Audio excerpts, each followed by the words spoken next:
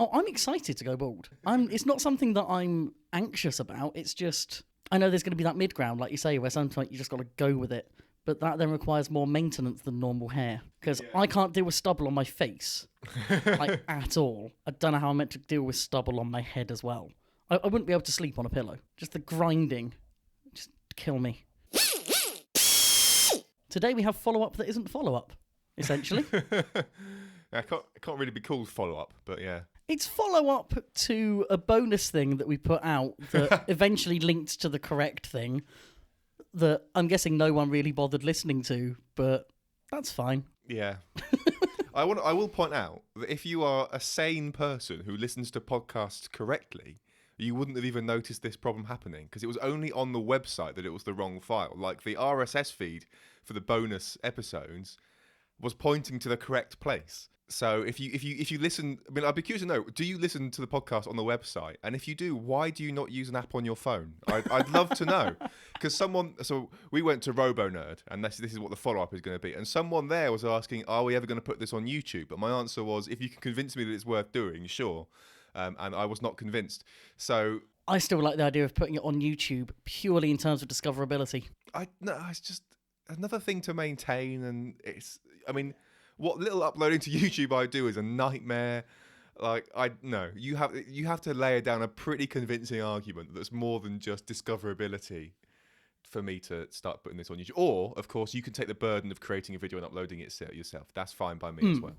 I mean, if we were in this for viewers and income, well, listeners and income, I would say that YouTube is a must as an extra way of getting people in. Like I say, discoverability is important because, as far as I'm aware, there is no such thing as a podcast player, which, if you're not paying attention to it, will then serve you a podcast that you weren't planning to listen to. Whereas YouTube will do that to people. It's a good thing that podcast players don't do that. I mean, I wouldn't mind it if it was making people listen to our stuff. That would be fine by me. I'd still mind it. Yeah, if someone's listening to, say, an episode of Inside the Bot and then it auto plays onto us, I think that's potentially doing them a favour. It's giving them more of the content that they clearly want. And I'm not sure that's a 100% bad thing. I think it's a pretty bad thing because we won't get into it. I could talk at length about how I don't like algorithmic content and all that crap. It's terrible. We won't go there. But we will talk about RoboNerd. I don't know what there is left to say, but I want to talk about it anyway. Well, I think we've said quite a lot already in other places. So in the show notes for this episode, you will find that there's a... oh, man. There'll be a link in the show notes to a video that I put together from that day that we had in Wolverhampton. I think it does a reasonably good job of conveying everything we got up to and our thoughts on it at the end. So yeah, you can watch that. Yeah, it was an event that we didn't plan to go to. It was an event that, from everything I'd seen of it, because I'd only really seen a lot about it right when it was first starting up, it didn't look like it was kind of for us, if that makes sense. I was really anxious that it was kind of a meet-up of people that already knew each other to play with their toys.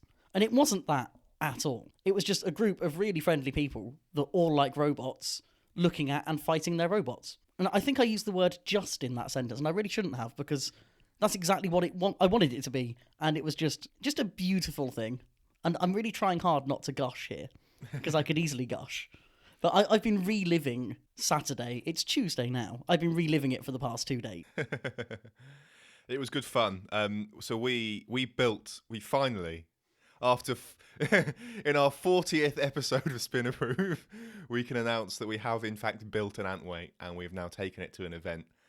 We built a pseudo ant weight. A pseudo ant weight, yes. We built Split Decision. So the event, the rules for the robots in this event were a bit different. They said we could go to 4x4x6 rather than 4x4x4 for the size of the robot. But that was the only rule change, really, wasn't it? Pretty much, yeah. I mean, there were options for a bit of decoration weight and things like that, which, to be honest, we'd already built something so beautiful that it didn't need decorating.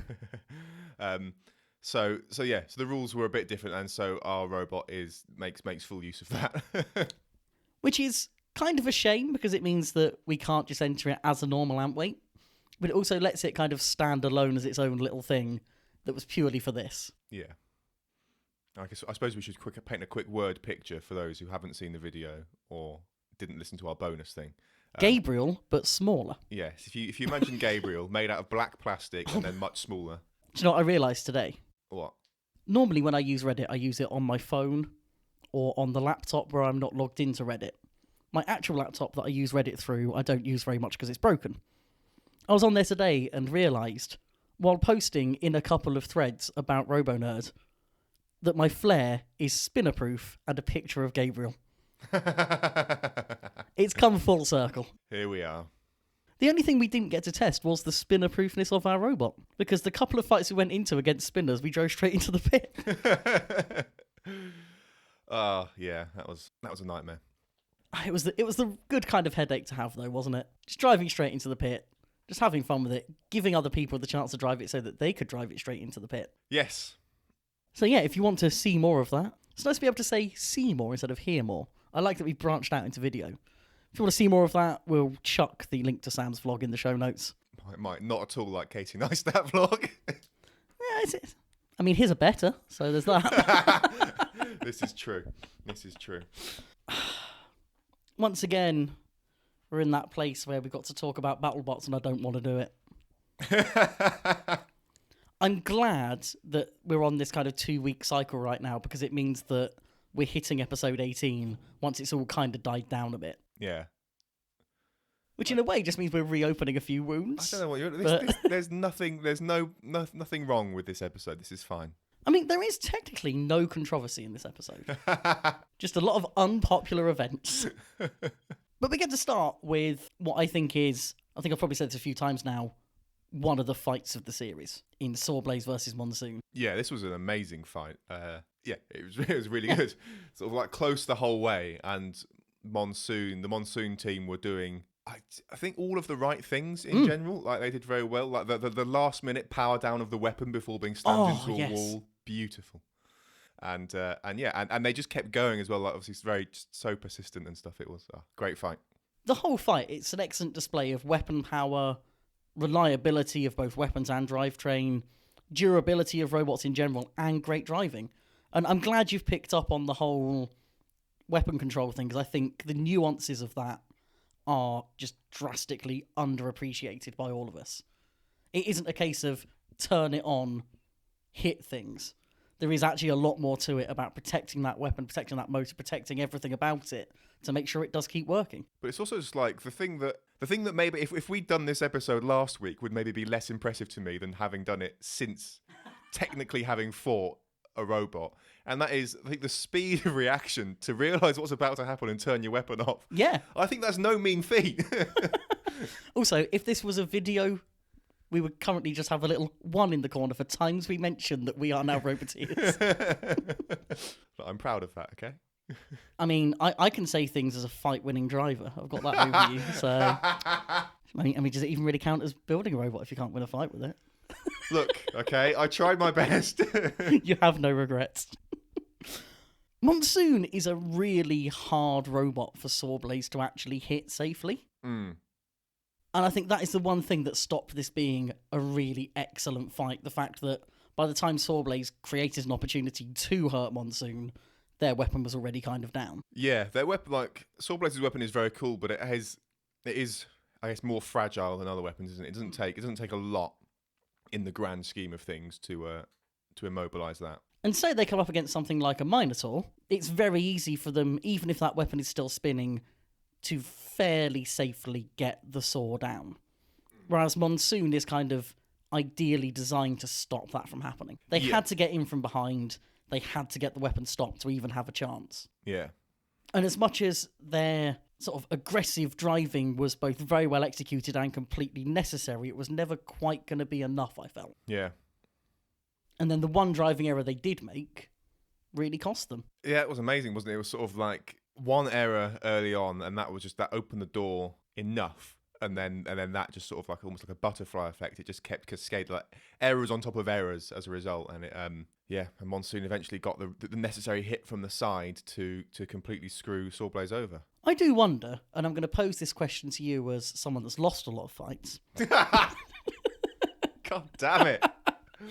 I do wonder if making a small error like that early in the fight can have enough of an effect on your confidence to kind of hinder your driving going forwards. Even if there's no major damage to the robot, which in this case there kind of was, I do wonder how much of an impact that really has. I suspect it probably does have an impact. Yeah, like once you sort of feel like you're on the back foot, you probably start like trying to push harder. So you sort of push the robot closer to the edges and take more risks, maybe.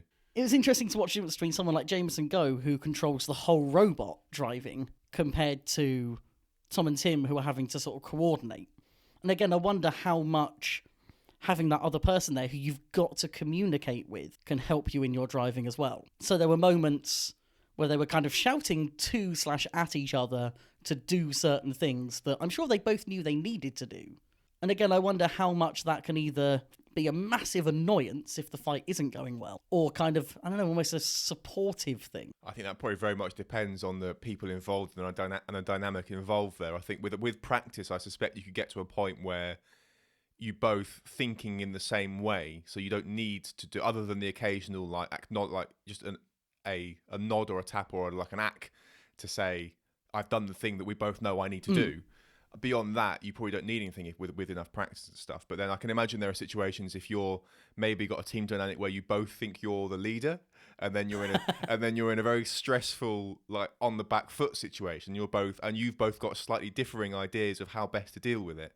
I can imagine that would be a challenging situation for many reasons. Whereas if you had sort of like, right, you're in charge, I will just do what you say, and then you got like one person just barking orders. The other person going, acknowledged. You're already kind of taking this into an almost military context here. I think there's a so reason. We'll have rank and order. I mean, there's a reason the military works the way it does. Talking of which, bombshell. Not a planned segue, but segue king. Unless you have anything more to say on the Monsoon Swordblades fight. I mean, you've ruined your segue. That's why I feel the need to just be thorough. We've acknowledged it was a good segue. That's all I needed. Yeah, but it's not a good segue if you immediately derail yourself back to what you were talking about before. Hey, segues can go in both directions. King of the U-turn, that's what you are. I'll take it.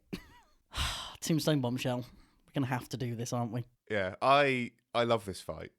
Just because when I was watching it... I'm sorry, what? Just because when I was watching it, I was thinking of you. Because there could not be a more perfect matchup to wind you up. And I found that staggeringly funny. The humour I derived from that was just completely outweighed the horror that is seeing Tombstone lose to Bombshell. But that was just great. It was just the perfect storm of events that have led to this. You know, Duck losing to Bombshell, and then this happened. Fantastic. There was a tweet that some people may have seen, instigated by you, where I had said that I came quite close to turning the episode off at this point, and I just want to take the opportunity to explain that. I was annoyed by this result, purely because I always want to see more of Tombstone. But I will be the first to say that Bombshell completely earned this win. And the one reason that I thought of kind of quitting the episode and coming back to it is that I didn't want the shock of this to stop me enjoying the rest of the episode. I think it is that much of an upset that I was kind of I had this weird sense of mourning almost of, oh, we now don't get to see all these fantastic matchups we might have seen with Tombstone in them. Because, and broken record time, seeing another vertical spinner against all the different kinds of designs that were left, we've seen that before. Whereas Tombstone, as the only big horizontal really in the tournament, obviously we've got other horizontals like Rotator that we'll get onto, but as the only big... Ice Wave, known for being a very small horizontal spinner. You know, for some reason, I put that in with Son of Iachi as like almost full body spinners. Okay. Which is wrong, but makes sense internally to me. You know, Tombstone is kind of unique within the tournament, and we could go on all day about how that's a selection thing or whatever, but a matchup against Tombstone is different to a matchup against anyone else. And I think that other teams rise to those occasions, and that always makes for a good fight. Whereas when a team like Bombshell go through, there isn't quite that sort of almost sort of marquee fight feeling to it. There's a reason that every Tombstone fight, bar one, was a main event. And that isn't just because they're reigning champions. It's because they are a almost unique bot in the field that everyone has a plan for. And losing that, I felt, was a real hit to the rest of the series. Yeah. And I fully understand there will be a lot of other people who are going, oh, fantastic, we're going to get another winner, which is also fair. I feel like I'm probably contradicting myself here because I might have said the opposite at some point. Doesn't seem like you. I can't say that I've ever truly felt that Tombstone was going to win this series anyway, just because of the change of format. And that is what Ray has kind of used partly in his explanation of what went wrong that I suppose we should get into. Yeah, I mean, the other point I just want to make quickly is I think it's very interesting that the only fight that Bombshell has won is the one fight they designed their robot to win. It's like almost they've built something designed to beat Tombstone almost at the expense of everything else, as evidenced by the fact they haven't won a single other fight, really. Yeah. Although, I don't want to lay into Bombshell too much for not having won a fight, just because of the difficulty of fights they've had. Yeah. Yeah, they've come up against exclusively sort of... I'm trying to think, there's probably an exception to this now that I'm forgetting, but they've come up realistically against mostly top 10 machines. If you can think of an exception, feel free to throw it at me. Did they fight Brutus at some point? And is that a top 10, do you say? So they came up against Bronco, Yeah. Bite Force. Yeah. Did they come up against Bite Force? I can't remember now. Yeah, they did come up against Bite Force. They got put out of the arena. So Bronco, Bite Force, Lockjaw, and definitely one other that's completely slipped my tired mind. I suspect that one other is not a top 10. Most likely, yeah. But you know what I mean? They've had I look forward to that a very difficult run. They've had the run of a reigning runner-up with a new machine. Yeah. So they've maybe had it harder than they should have. So the fact that they've not won any fights up until now isn't the same as, you know, for example, Chomp not winning any fights, where they had some very, very winnable fights there. Yeah, that's fair. But I suppose when it comes to Tombstone losing, we can also look at strength of schedule. What is this strength of schedule? I think you mean producer bias. Damn, I always say that wrong. I'm mispronouncing everything tonight. You get it wrong. So Ray made a very, very good post explaining the defeat and basically talking about the amount of damage he'd taken over the series, the fact that he hadn't brought a spare frame. I was really interested in what he said about trying to stay in weight after all the welding they'd had to do. Something that I'd never considered, but after all the hot glue we put on Split Decision this weekend, I can definitely see how that is a problem. One thing he doesn't mention that really was a major factor in this fight was his driving. Ray does not like driving that machine upside down, and it kind of shows when he just immediately goes and beaches himself on his own dead chain. Does it? If it's upside down, does that change the way that it's steering? Yeah, it inverts everything. Yeah, so I can completely understand why you wouldn't like driving that inverted. It'd be horrible. Oh, I'm sure it is, yeah, but most people who have invertible robots seem to deal with it a little bit better than Ray does. I don't think Tombstone gets flipped very often. It tends to flip itself quite a lot. Although I imagine driving the inverted with the weapon running is even harder, because now every time you spin the weapon up, you're expecting it to turn it one way, it's then turning it the other. That must be an absolute nightmare. Yeah. I thought... No, I might be misremembering, but did he mention in his post this was the same frame as the last series? Yep. Which, that really blew my mind, that was not a new frame since the last set of fights it had done. Now, that seemed crazy to me.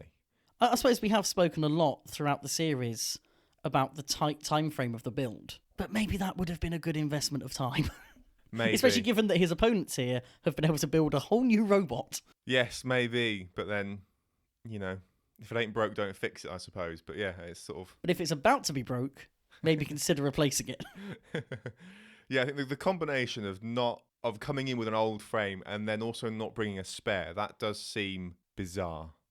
I suppose the nice thing with a robot like Tombstone is that the frame is very simply constructed, so you can bring spare material and rely on yourself to be able to replace the bits you need to replace.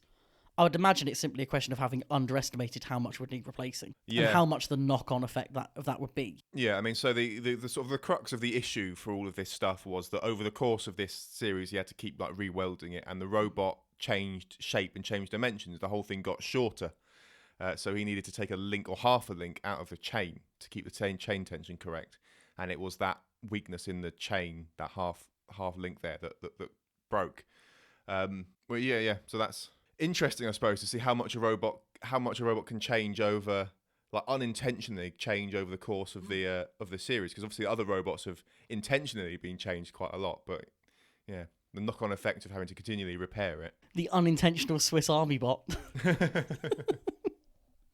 I suppose the thing that I was getting at earlier, but maybe didn't say obliquely enough, that becomes relevant here is Does this fight night format disadvantage big names? I wouldn't have thought so, because they're all doing roughly the same number of fights, aren't they? But there's a difference between fighting Minotaur, Whiplash, Gigabyte, and Duck compared to fighting, off the top of my head, things like Sharkoprion. Actually, that's quite a bad example. That's quite high damage. Fighting, say, Warhead in its grabber configuration, and Tantrum, and Predator, and Double Dutch, for example. That as a set of 4 fights is probably not going to leave you with the same level of cumulative damage and wear and tear. I mean, that as a set of 4 fights is 3 fights. Fairly sure I mentioned 4 things. You can't possibly count Predator as a fight. We don't know what happened in the unaired fights. Maybe it worked more than we're expecting. Nothing happened. There's no way they would have been unaimed if something happened. You had me really worried there, by the way, that I had just named 3 things. No, I was being... Yeah, I was worried that I am actually, horribly concussed right now. I was simply making a funny. Well, I'm relieved to know that. But I suppose the amount of upsets we've seen already in these 2 episodes... I don't know, can I use that as evidence of that argument? I mean, you can submit it to the court if you want. Now is not the time. I am not prepared enough, nor do we have the time. But maybe when we get through to the grand final and Whiplash has won the whole thing, I'll start making that argument. Okay. I suppose in that case, I will end it by giving Bombshell the credit they deserve. Okay. Because we can talk for as long as we want about how they got here. We could talk about how Tombstone was having problems in this fight, but Bombshell have come along. Their reliability has improved greatly. They've got a very durable wedge with the weapon position nice and far back to take on horizontals like this. And the driving in this was really good as well. Yeah. Just by constantly attacking the bar. And let's face it, that has to have been a factor in the chain break. Yeah, well, if the bar didn't get hit at all, I don't think the chain would have broken. Oh, no, it was very slack. But anyway, I'm trying to give Bombshell credit here. No, Bombshell did all the right things. They did all the right things to win this fight. It's fine. I'm not upset about Bombshell beating Tombstone as much. Tombstone. Stone. That hand movement was glorious. I'm not upset about Bombshell beating Tombstone as much as I'm just upset about Bombshell being in it at all. I thought I'd be the person making that argument, but I'm about to sit here and do the opposite. I would say that once you get into a one-on-one fight, it doesn't matter how you got there. They've still had to win this fight. That's true. So as annoying as it may be to see them as quarter-finalists based on their record throughout, I don't think you can hold it against them purely in terms of putting Tombstone out. I can and I will. I'll allow it, because I'll probably feel the same way again in about half an hour. Well, that's the 2 good fights of the episode out of the way. Now we'll just run through the rest. Yeah, so up first we have Witch Doctor versus Minotaur. And unless you can explain to me what was actually causing Witch Doctor's wheels to fall off, I don't know how much more there is to say. I think I can. Because I don't think Minotaur ever actually hit the wheel. That's the thing. Minotaur likes taking wheels off of opponents, and Witch Doctor's strategy to stop them doing that was to lose the wheels themselves. But what caused... I don't understand. I can't really articulate what caused either of them to fall off. What was the hit that caused? Because there must be what caused those axles to shear? Well, bear in mind, in their first fight against Yeti, a wheel fell off, I think, before there was any contact. Witch Doctor has a very unusual relationship with its wheels that no one can quite understand. I think I can explain the front right coming off, purely in terms of they hit Minotaur, drum strikes upwards, pushes robot downwards. Makes sense that if anything's going to get damaged, it will be one of the front wheels, just from being driven into the ground too hard. Especially given they don't really have a ground riding wedge on the front that you would usually expect to take quite a lot of that blow. Yeah, okay. So that one kind of makes sense to me. But yeah, I'm at a loss for the rest of it, just like you are. Because there was... Well, sorry, I say that. So Minotaur did sort of take the tyres off the back ones. I'm sort of okay with that. But it's the... Yeah, so the front right... The first one. It's the front left that just seemed to just come off of its own accord. I don't understand.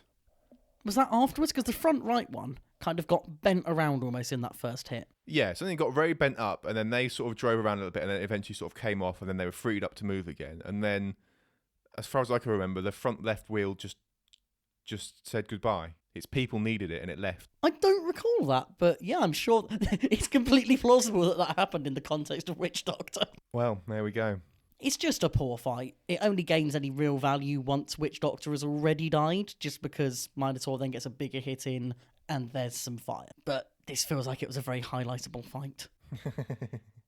It feels like it's more highlightable than the fight they actually made a highlight reel of. Yeah, although I suppose you could probably have made quite a good highlight reel of Witch Doctor Minotaur, despite it not being a very good fight. So maybe that's what's happened with Lockjaw, Son of Wachi as well. Yeah, that's true. But I mean, this felt like quite a long highlight reel, which made it feel like quite a lot happened. So the accounts I've heard from people who were there and people who I think have somehow seen the footage of the fight that I can't seem to find anywhere is that most of those highlights came from the first minute. And it just so happened there was a good density of action within that first minute, which we have kind of seen before with some highlighted fights. I think during the Desperado tournament, it was kind of similar, where there was a highlighted fight that looked like it was really good, and actually it was just over really quickly, and it turns out having multiple angles and slow-mo of things can make them look like they lasted longer than they really did. I was about to make a comment about how they've taken if you're right there, they've taken a minute of fighting and turned it into more than a minute of highlights, and that seems like a colossal waste of time. But then that's because I'm forgetting that, in that case, why not just air the damn fight? But then I suppose what takes up all the time that they're trying to avoid, I guess, is all the intros from Farouk and all the other speculation and the recaps from everything else. So I guess they make up the time elsewhere, I suppose. I think that's the fight with episode 19 as well, and the Whiplash Yeti fight. The highlight reel lasted about 2.5 minutes for a 3-minute fight, but it is all the sort of fluff around it. All the fluff around it. So do without the fluff. Get rid of it. All fights. Think how many fights you could fit in an hour-long broadcast. Or 45. How long is it with ads? 40 minutes? Something like that. I'm going to say, and I know you don't like this, I think if they put all of the fights in, the pace would be almost too high. And I say this as someone who has been vocally anti-fluff. You know I don't like unnecessary fluff. But I think the fluff we currently have is necessary glue holding things together. What we have with the fluff right now is little rubber wubbies, a little bit of shock mounting between the fights to give us all a chance to catch our breath. But it's not a little bit anymore. Like, it gets more every episode. Like, as they've gone to this, there's more fluff now than there was at the beginning of the series. Because I can get through 2 episodes worth of fights in about half an hour. So the fights-only edits that I've seen of these episodes were 9 and 13 minutes respectively, not including the highlighted footage, which would probably bring them up to more like 11 and 15. That seems about right compared to earlier in the series. But bear in mind that earlier in the series, with the Fight Night format, they were selecting from more fights that had happened. So if they had 3 fights that would have been an episode that all ended in 20 seconds, they had options to change what went in there. With these episodes, they are stuck with the fights they have. So if they have a lot of fights that are over quickly, that's what the episode's going to be. And they're not going to drop the introductions for each fight, because they want to give people context based on what's happened before. Earlier in the season, context was slightly less important. It was more speculation about the future, whereas now, when you're in this kind of situation with the Final 16, especially being an American sports broadcast, you have to give people the information. People are not happy not being given the information about how these robots got here. I still think you could get rid of Farouk. I think you could get rid of lots of things. It doesn't mean you want to. I think you could get rid of Farouk and it wouldn't be significantly worse. I think Farouk could be used more sparingly if you wanted to tighten the broadcast up, but I still don't think the broadcast needs that much tightening. I don't think you'll find many fans saying that Farouk needs to go, put it that way. No, I don't think many people will agree with that. I'm not expecting to be, leading a very popular opinion here. This is going to be one of those, there are dozens of us situations. Like, I'm aware that I am a minority in this case. Farouk is too well liked to go. I mean, he's fine, he's fine. Fine? There have been, a couple of puns have really made up for a lot of it for me. Sometimes it's worth it, but also, I think for me, I enjoy the fights above all else, and it annoys me that I think there's time in a broadcast to put every single fight in there, and the way to do that without it feeling too dense is to not have Farouk introduce every fight. I think someone out there with the time and energy needs to do a Farouk-free edit so we can all see how horrible it is. It'd be like the Big Bang Theory without the canned laughter. It'd be that unsettling. Yeah, but Big Bang Theory without the canned laughter is almost funnier. I mean, that's a low bar. Talking of things that could have been cut, Lockjaw Bombshell did not need to be in this broadcast. If you're going to highlight anything, highlight this. I suppose you can't... Problem is, it was a highlight in itself. How could That's you... all it was. How could you... I wonder how you could turn this into a minute-long highlight reel. That would be a fun editing challenge for someone. I mean, if anyone could do it, it's these guys. It's just not even a fight. It's just nothing. No. It's... Bombshell lost in the way that it almost always loses. It got flipped and that was it. And caught fire. Don't forget caught fire. And caught fire. So there you go. So yeah, Bombshell are gone. The pitchfork will be put away for another year. Although I feel like I should be sharpening up a different pitchfork for Lockjaw, because if they go all the way, having just converted to a vertical, that is going to be just everything that is wrong with modern robot combat. If D2s are killing the sport, Lockjaw turning into a vertical is also killing the sport. Minotaur Monsoon, a fight with no verticals. Yeah, none at all. This should have been an interesting matchup. Mm. You've got the reach of a vertical bar, giving some advantage weapon-wise to Monsoon. Very similar tip speeds on the weapons as well, so theoretically not too much damage being done to the other robot. Good potential for a longer fight. You're looking maybe a good driving match. And then, of course, we all remember that when Monsoon flips over and hits something with the weapon, it immediately breaks. Why does it always break when it's that way up, I wonder? That's one of those things that I have a really good mental model for, but can't adequately explain. Is it like a recoil thing, do you think? Because when it hits the right way up, the body doesn't move very much because most of the energy goes into the floor. Yeah. Whereas when it's the wrong way up and it hits something, it sends itself in a whiplash-like movement. I think it's a little more than that. When they're the right way up and the bar is spinning upwards, when they hit something, they hit it in that kind of upsweep zone, so that sort of lower quarter of the circle it's created. And that means that the force on their weapon is down and back towards them. Whereas when they're inverted, because it's quite a long bar, they're not only striking down on an opponent, they're almost striking back towards themselves. So it almost pulls an opponent into that gap, immediately stopping the bar. And I think that is maybe where the stresses become too much for the belt and everything else. That would make sense to me. I think they also have a bit of an issue, or had a bit of an issue, where if a hit causes any wobble or flex in the bar, it's immediately trying to go back into the robot and has more chance of catching the innards as it goes. Yeah. Whereas, again, when that's happening the other way round, it's got that kind of third of a turn to kind of self-correct. Mm. That could be a bit more off-piste, but that makes sense to me as a mental model. I can see that. And that's that's just the only interesting thing to say about this fight, because this episode just completely fizzled out. I think Monsoon have done so well. Oh, incredibly well. I mean, if you're going to lose to someone, losing to Minotaur is fair enough, I think. Like, it is, but not losing that way. It isn't all about who you lose to, it's about how you lose. And getting beached on a wall because your weapon's not running is pretty low down. It doesn't matter if you win by an inch or a mile. Are you going to get this reference? I'm not, winning. No, but I'm happy that you're enjoying it. Oh, man. You need to watch the Fast and Furious films. Oh, no, I don't. Yes, you do. No, I don't. Yes, they are glorious. Every single one of them is fantastic and they need to be watched. I am perfectly happy without the Fast and the Furious films in my life. But I'm glad it brought you so much joy. Oh. And I'm sure it brought some other people a lot of joy as well. Best films ever. I want to argue with the idea, but I just don't want to go further down that rabbit hole with you.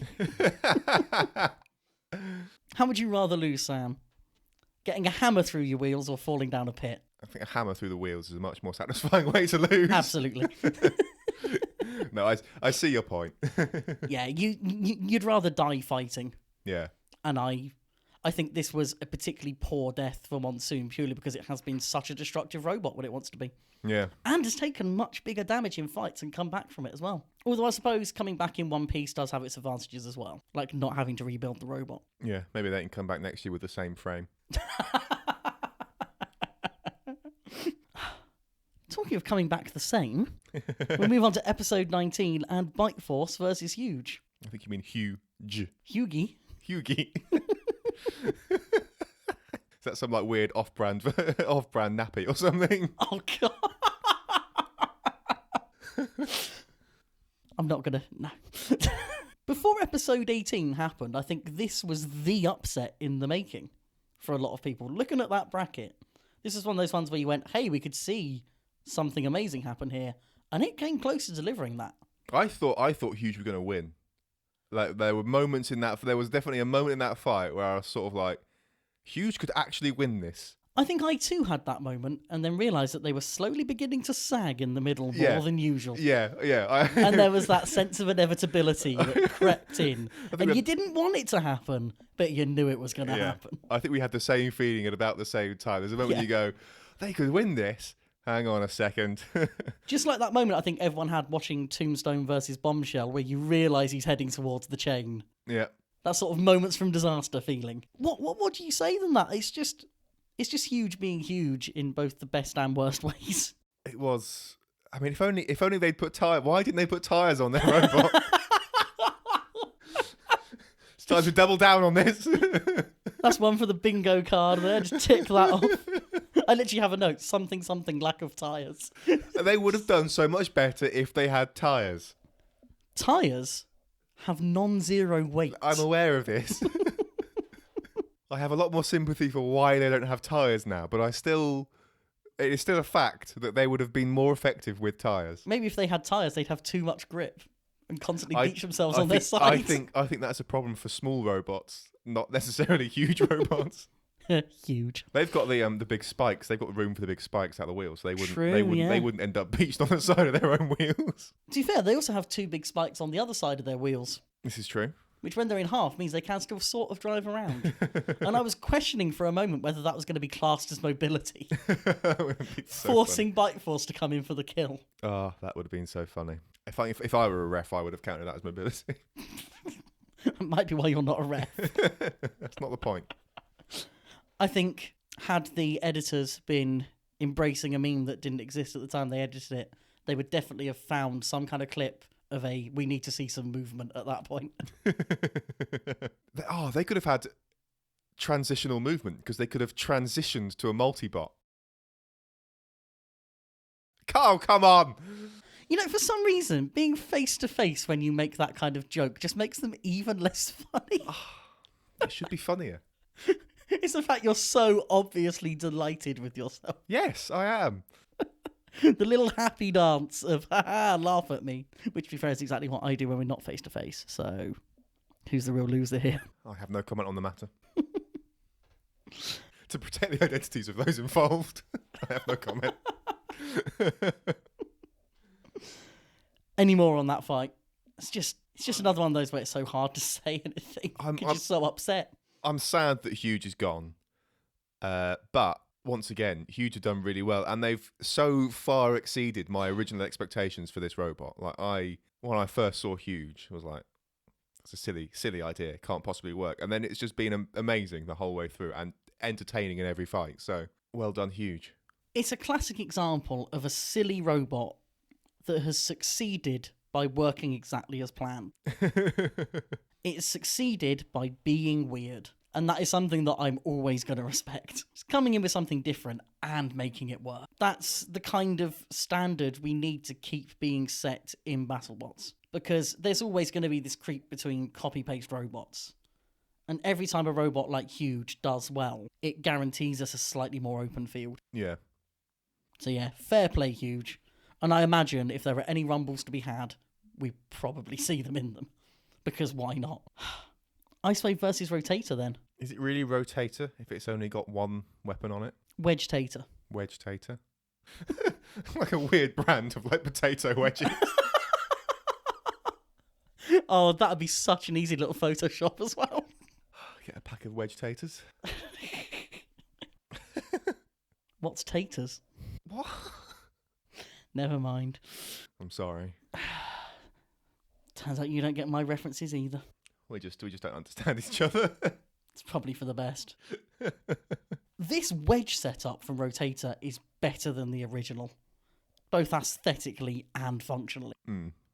There is very little not to love about the look of it with that wedge on. I don't know how to describe it, I just know that I love it. I prefer it with two weapons. Now would be a good time to point out that there was some slight spoilerness for this season. And I've not wanted to mention this because I imagine you might not have noticed it because it's more of a social media behind BattleBots thing. Okay. And that is the Twisted Metal giveaway, if you remember these. I don't think so, no. This is something where I think you need to be sort of following the Facebook and also watching the adverts with the broadcast. So Twisted Metal giveaways were basically only early in the season. They kind of stopped. They did giveaways of broken pieces of robots every week. So, for example, I think one of the first ones was a wheel from Duck. And one week, the giveaway was a piece of Ice Wave. And it was very clearly a piece of the top of Ice Wave. You could have taken one look at that robot and gone, yeah, that's exactly where that came from. Which meant that we kind of knew that at some point, Ice Wave was going to take damage to the top. And I, along with I think everyone else that saw this, assumed that Huge was going to do it. Turns out it wasn't Huge. Somehow, of all things, it was Rotator. And boy, did they have a lot of pieces to choose from. Yeah, I mean, you say somehow of all things, but I mean, Rotator's like reasonably well equipped to do it with the disc up higher than I guess usual ones. But they also did very well. I guess they also, they took enough hits to sort of like stop Ice Wave's weapon and stuff as well. Yeah, with hindsight, it makes complete sense. But it's not a robot that I would have picked out of the hat to be the one that did it. It's also amazing how little armor is on that motor. Well, they're not expecting to get hit there, are they? No. I was sort of thinking why, and I thought, well, normally that bar is spinning, and that kind of is the armor. So yeah, it sort of makes sense. But yeah, it was just amazingly just sort of like, I'm just going to just go through that like it's nothing. In its normal mode of operation, I suppose you're looking at potentially something like an axe or a hammer that might get there, but that needs a real precision blow and a lot of timing to do that. You need an axe driver. An axe driver who waits for a good hit. Maybe next season. Maybe. Although having seen the current state of beta, maybe not. This is, however, the perfect damage for a spectacular fight. Lots of pieces flying everywhere, lots of shrapnel, but nothing that's actually going to stop the robot from running. And in that sense, I think if we're going to go back to the fights for newbies argument, this is potentially kind of up there. I wonder if you'd have a job explaining why Ice Wave has a big bulbous thing on top of it. Well, there's an engine up there. That's the noise you can hear that sounds like an engine. Yeah, I think that might be quite a good fight, I think. It's a good opportunity to kind of explain some of the technology as well, because that question is going to get asked. And you can go, well, most of them use electric motors. They've decided to use a big old engine. And there's also the sort of look of Rotator, which is visually very interesting. Yeah. Which I think always helps. And just the amount of big hits. And also, despite taking a lot of damage, some very good driving from Mark DeWitts again. He's a good driver. He's a good driver with a terrible grip. It's just hateful, and I don't understand it. I don't understand what your problem with it is. Have you tried it? Well, no, but like, what? You just got to calm down about these things, you know. It's just so uncomfortable. I don't understand how his mind works. But it works. It works for him. I mean, he drives well. If it's stupid and it works, it's not stupid. I get that. But at the same time, it's just, I don't know. Great aggressive driving. I think Rotator at one point in the fight probably wished they would get flipped just so they could start hitting the body a bit more. Yeah. But I suppose they could be fairly confident that they were going to get a judge's decision. And they also managed, in literally the last second of the fight, to get that really satisfying last hit that took that top part completely off. And I think if that had been left on, it would have scarred me. The completionist within me needed that to go. But there was still stuff left. If you want to be completionist about it, you wanted the entire, like, there was still a little bit hanging on at the back. You want Ice Wave broken in two? Yeah. I mean, yes. The completionist argument could go as far as saying the robot still exists. Yeah. Why was it not reduced to its components? But having that very obvious part just flapping around, we both know would have been a bad thing. Look, no fight is satisfactory unless at least one party ends being turned into the atoms that make them up. You want nothing but dust. You want to sweep a robot out of the arena. Snap one half of the competitors. I was waiting for it. See, I was thinking more first episode of Red Dwarf, but that works too. I've told you already, but I want to tell the world. I put the Darth Plagueis the Wise copy pasta in the code base where I work, and about a year year and 2 months, maybe year and 3 months after I did it, someone finally spotted it, and it was glorious. Is this your magnum opus? Oh, it was so good. It's like a test page for something, and someone's like, "What's this?" I said, "Oh, Sam must have made this. Did you make this, Sam?" It's like, "Don't know what you're on about." Did they go as far as a little git blame? They didn't need it. You don't need to get blame when there's something like that in there. Do other people do this, or is it just you? It's just me. Just globally? Well, globally, I think programmers put stupid things in the software that they write all the time. But at the particular company where I work, I think I'm the only one that's done it. To varying degrees of ridiculousness. Like the copy pasta is one thing. I've done more subtle things elsewhere. I'm not going to ask you what it is for obvious reasons, but is there anything bigger that you're still waiting for someone to notice? There is not. That is the biggest thing. I think anyway. I think that's the biggest thing I've left in there. Because it's a marketing company, I leave like clickbait style comments littered around, which is quite funny. My personal favourite on a series of tests for testing if it can find if the software can correctly find orphaned pages on a website, and I'm not going to try and explain what an orphaned page is. The important It's a page that nothing links to. It's more than that. Okay. Fine, I don't know what I'm talking about. So the important thing is that they're called orphaned pages. So you've got to give them all like suitably funny titles for all these pages. So you've got like an orphaned page called Batman, right? And then there'll be a page that it links to, which is like a child of an orphan. So that's called Damien. And that's getting really obscure now. But no one spotted those ones, unfortunately. They have now. Someone will go and find them now. Dragging ourselves kicking and screaming back onto track. Is now a good time to mention some of the things that we said when we were looking at the 16 and kind of thinking ahead to what some possible matchups might be? You're going to have to remind me the things I think that it we was said. me. I think it was me that said I can see pretty much all of these matches going to seeding. Not many of these matches have gone to seeding. That's not happened very much, has it? It's really not happened at all. Is that a good thing or a bad thing? On the one hand, it's sort of quite nice to have the upsets, but then it's also like, well, is the seeding any good?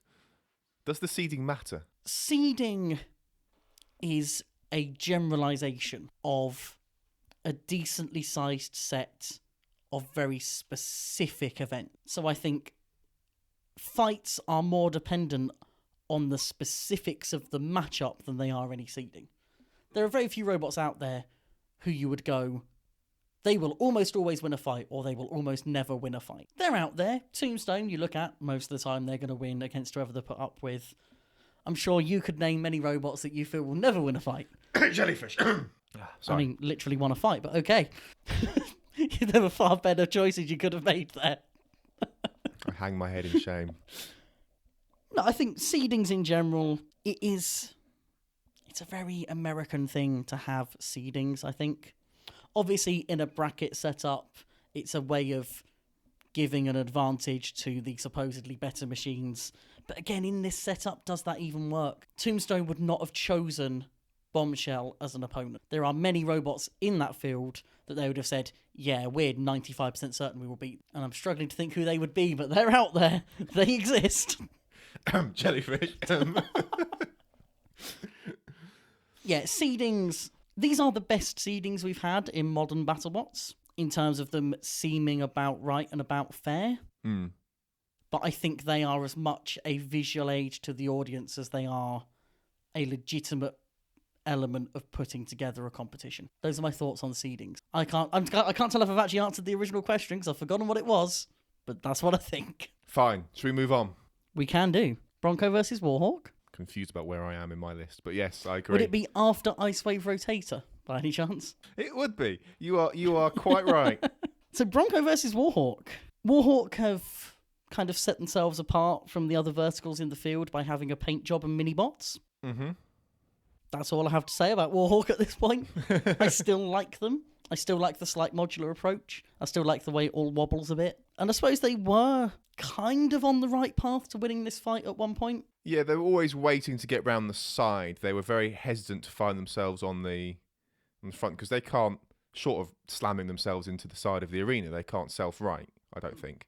So they were sort of very hesitant to find themselves on the wrong end of Broncos. I think they generally did quite well about getting around the sides. until they didn't do that very well, and then that was it. They made the one mistake, and then Bronco capitalised. Mm. I think their strategy was quite reliant on the mini-bots in a sense, and I don't think the mini-bots quite did what they were hoping. Mm. Bronco was maybe a little less aggressive than we're used to seeing, because the team almost seemed overly tempted by the mini-bots. There was one point early in the fight where they had a mini-bot to their left, a mini-bot to their right, and the main bot in front of them. They were kind of looking at all three in turn before eventually doing the right thing and just going at Warhawk. Mm. I think if Bronco is more aggressive, they win this more easily. Yeah.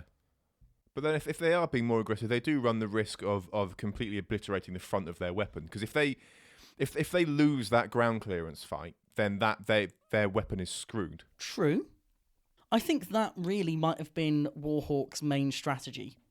Just the idea that if they can get a mini-bot in under the side of Bronco, it then gives them a clean shot at the front without the risk of being flipped. But again, I would say the best way to mitigate against that, if you're Bronco, is to get the flip in early. Because when they did get a flip in, it was basically a KO. The only thing that saved Warhawk was the reversing of the screws, and even that, I think, was a bit of a toss of a coin about whether it was going to get them out. Yeah. And then they just died anyway. Goodbye, Warhawk. Goodbye, another vertical. Shame. I keep saying that. I really like Warhawk in so many ways. I just kind of just a little bit of me cheers when another one goes out of the competition. Yeah, well, if they stop being effective, then that's a good thing. We get to find a new meta and complain about a different weapon type that gets overused. Just you wait. The days of the 4-bar lifter are coming. Yes. Next up in the full fights, Rotator versus Bite Force. Yeah, this is another fight that happened. Rotator in a quarterfinal probably isn't something that most of us would have called coming into this. Nope. But I think it's fair to say they've completely earned this. Yep. What they maybe didn't earn was the absolute battering they received.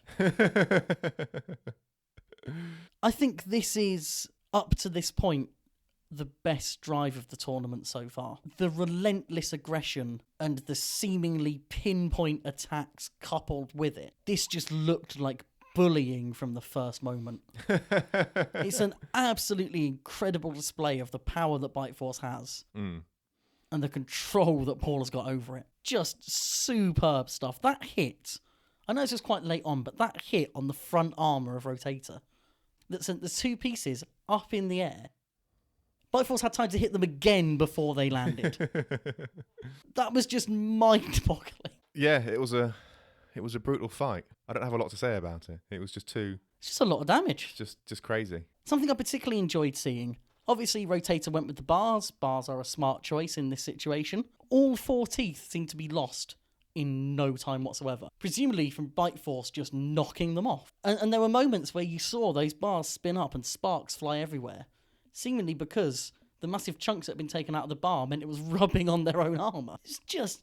It was as near to a smouldering wreck as we're going to see without something actually being on fire. There wasn't a single piece of that robot that looked like it did when they started. Just superb. That's all I can say. Yep, I think you've summed that up very well. And then we get the drive of the season so far, straight after it from Whiplash. If episode 18 petered out, this episode has just been all up. Just such a good episode. If you take Warhawk Bronco out of there, this is wall-to-wall great stuff. Now, we've talked off-air about Whiplash driving here. It's so good. When it is very good. So good. But I just want to get it on record, because you pointed out to me, or you were sort of saying about using the new way of using Whiplash's weapon, of coming down from the top and managing to sort of use the spinner in that little nook, I guess, at the bottom of the weapon. And I maintain that was a happy accident the first time, and then he did it on purpose after that.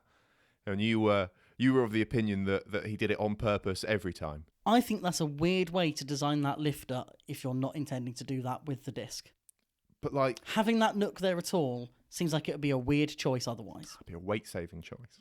It would, but I think there are other places you can't weight from other than the arm that supports your weapon. I think if you were trying to make... I might be wrong about the shape of this arm, but in my head, the only bit of the disc that's sort of exposed underneath it is that little nook that's behind it. There's like a flat section, which is where the lifting spikes come out. and that has to obviously cover the bottom of the spinner.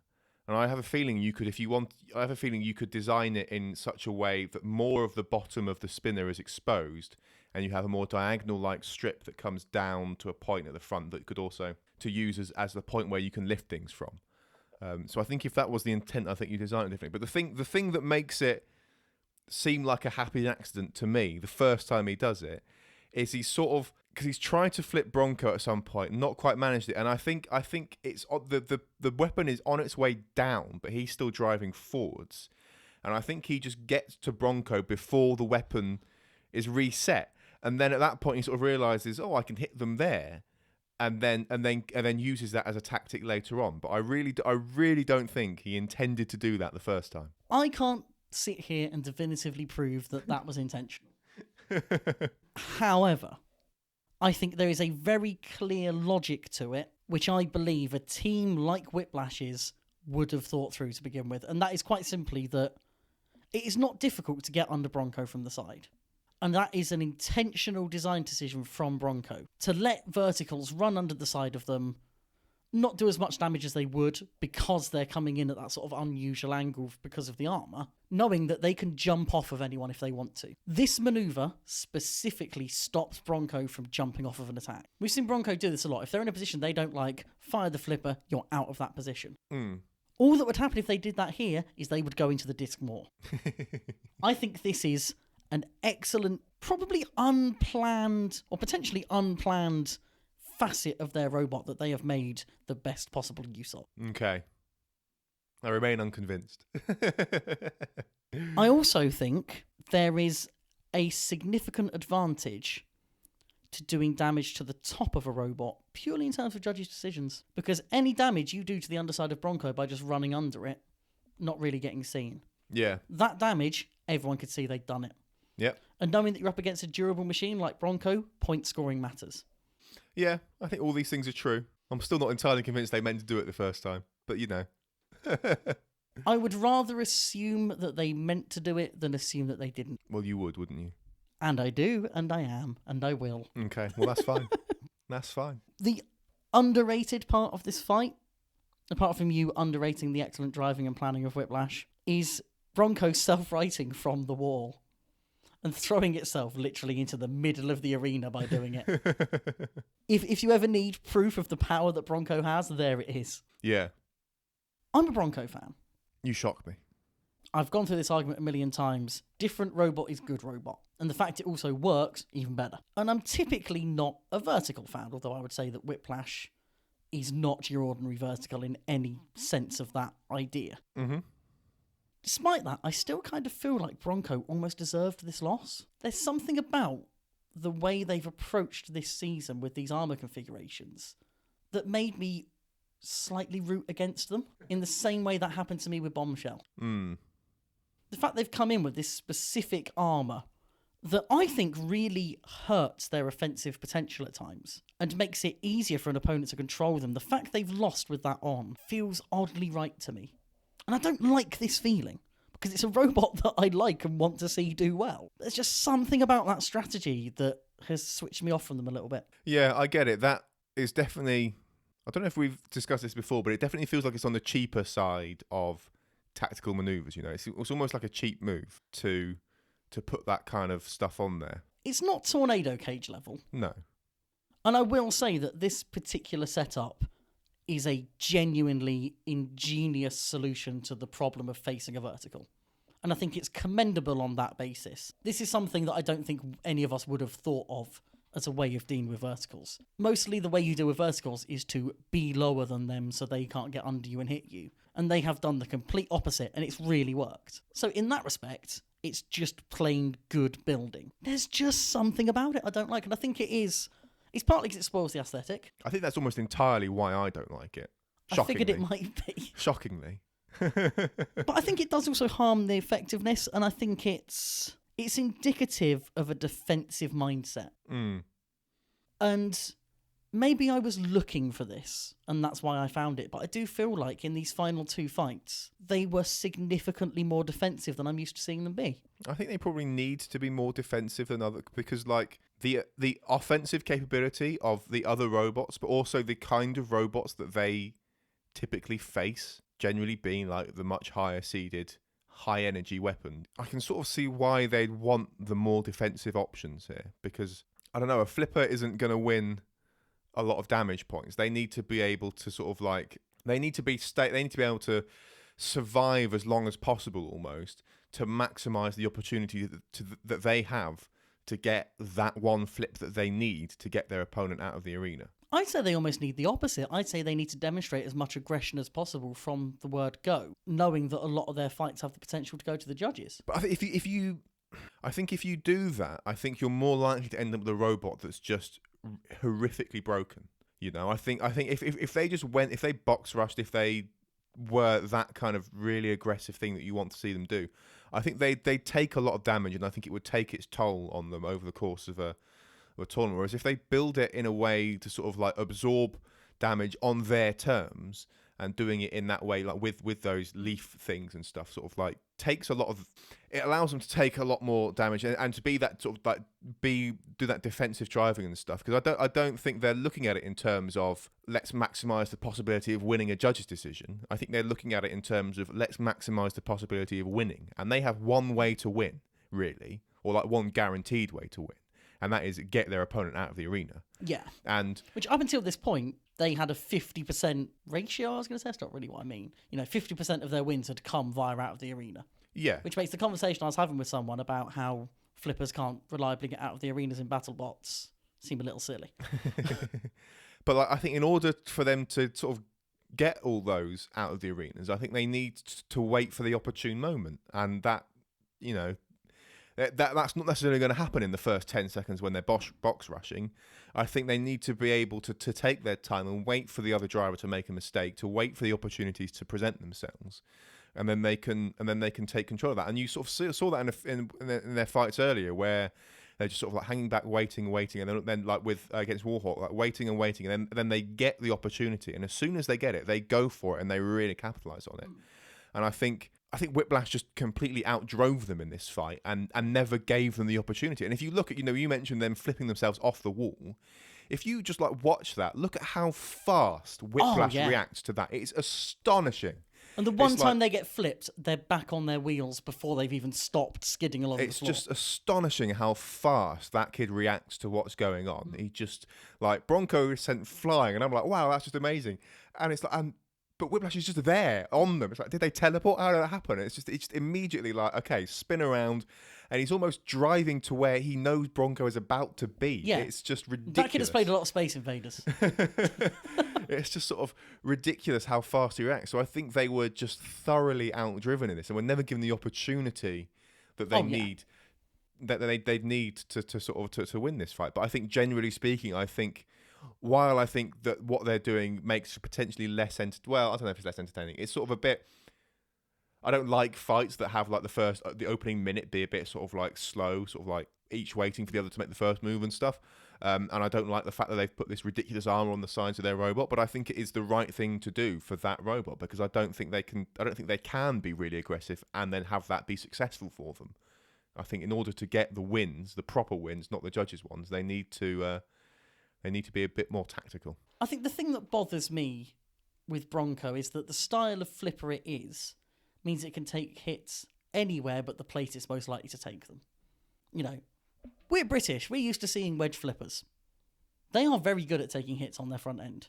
Bronco, one hit to the tip of that flipper and it is basically neutered, as you say. And they've done a really good job of finding ways to mitigate against damage everywhere else. And it seems like they've kind of given up on trying to stop it on the front. And that does lead to the defensive driving. That was particularly an issue for them last season, where they were going in backwards against most machines and almost becoming a front hinge flipper. What could they do to fix that without losing what makes them Bronco, though? It almost seems like in order to fix that, they need an almost fundamental redesign of the robot. What I find strange is that they've got so many designs of armour, but only one design of flipper. They will change what's on top, they will change what's on the side, they will change what's on the back, but that flipper tip always looks the same. Sometimes they'll make it a bit longer.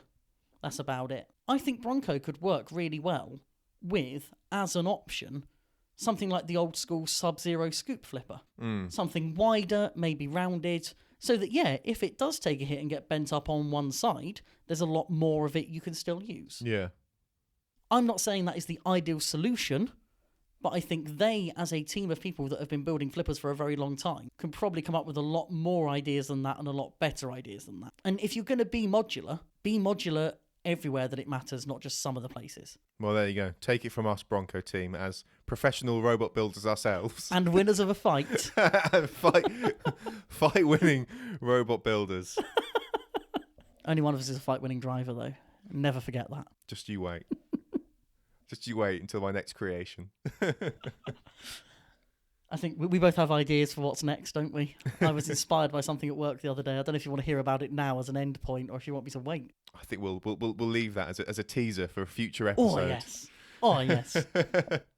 Sam, give him the outro. You can find the show notes for this episode at spinnerproof.com/episodes/40. And there you can find links to all the things we've been talking about today, including the video of our time at RoboNerd. You can also find a link to our Twitter at Spinnerproof, where you can tweet to us your favourite flavour of water. I knew you were going to do that as soon as you glanced. I knew it. That was amazing. And scene. And scene. I've been desperately trying to shoehorn just south of Henley into this conversation, just so that I can use that as the title and no one know any idea what I'm on about. But I mean, you've done it now. I'm okay with it. I am completely okay with it.